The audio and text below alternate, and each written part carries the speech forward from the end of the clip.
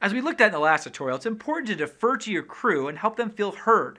But there are times when the crew will be wrong. They aren't seeing what's in your head. So sometimes they're well-meaning, but they might be pushing you in the wrong direction. And you'll need to know when you need to stick to your guns. This happened in a big way on The Assurance.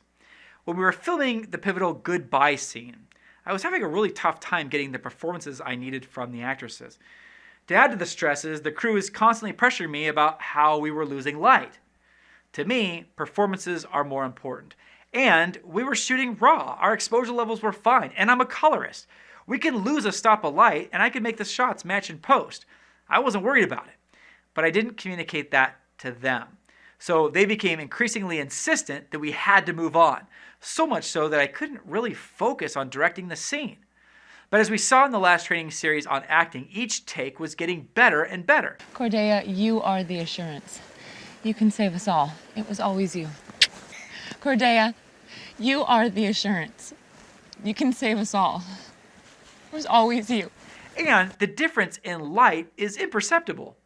But with all the pressure from the crew, I folded, and I moved on from the most emotional scene in the film.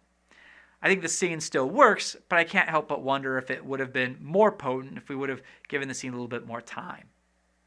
But I'm happy to report that I learned my lesson from this. The next day, during the filming of the common areas scene, we had a miscommunication. It was about the end of the shoot day, and our first AD and script supervisor thought that these slow motion shots were optional, and they kind of wanted to wrap the shoot and go home. But these shots were very important to the sequence, and I wouldn't take no for an answer. And I'm so glad I pushed for these shots. It's probably one of my favorite moments in the film. They really help us see the love between the sisters and Tayani's heartbreak at Cordelia's discovery. I can't imagine this sequence without these shots. I should also point out that all these conflicts probably would have been solved by pre-production meetings.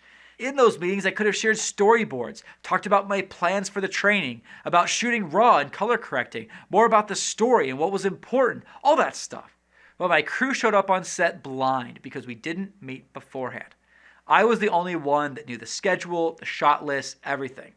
And as you can see here, and as we'll see in the next tutorial, not having your whole team on the same page can create a lot of problems.